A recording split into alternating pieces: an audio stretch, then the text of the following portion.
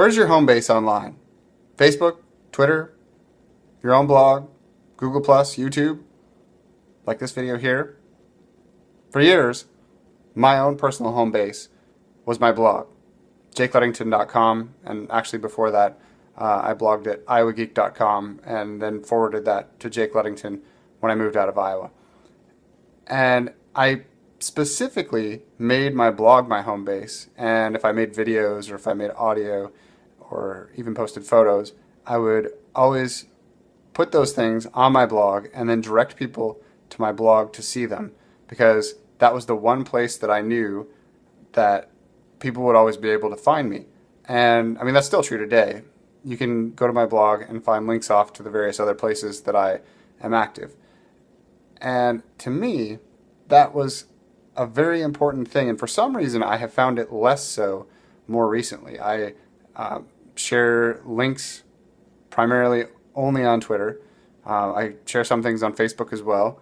If I create a video, I share it out to multiple places, but ultimately I'm directing people back to YouTube, not to my own site. And so it's gotten me thinking about whether or not that's a risky strategy, because any day now, one of those services could change their terms to something I'm not happy about, or maybe they shut down. I mean, it's unlikely that YouTube, Facebook, or Twitter is going to shut down anytime soon, since they're all publicly traded companies, but maybe they'll change the way they do business and I won't want to use them anymore. And then all of the content that I've put out into the world will be controlled by them in a place where I no longer want to engage.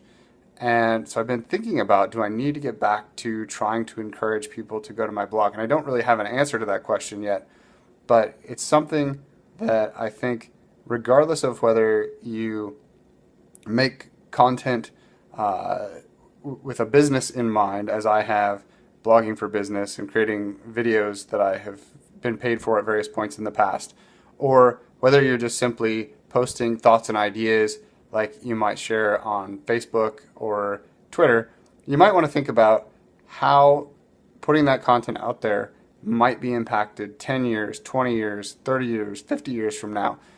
And I'm sure the sites that we use will evolve, and some of them will very likely go away, but there may be some profound pieces that you have put out there that are things that you want to hold on to, that because they were created in an environment you didn't control, they go away.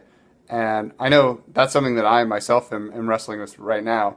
And all these videos I actually back up in an original copy to a cloud service, so I could go back and get all of them if I wanted to take the time to go through them. So in that sense, I'm not relying entirely on YouTube, but I'm just using YouTube as the end user experience for people who are watching. But for all the things that I post to Facebook or Twitter or Google Plus, for the most part, those are things that are ephemeral. They'll go away if the service goes away. And so I've been trying to think about, is this something that I should be concerned with or not? And what should my plan be going forward? Should I go back to directing everybody to my blog, even though in some cases it feels like that's an extra step for certain kinds of content sharing? Should I be completely distributed and just let people find me where they will? I don't know. What's your strategy?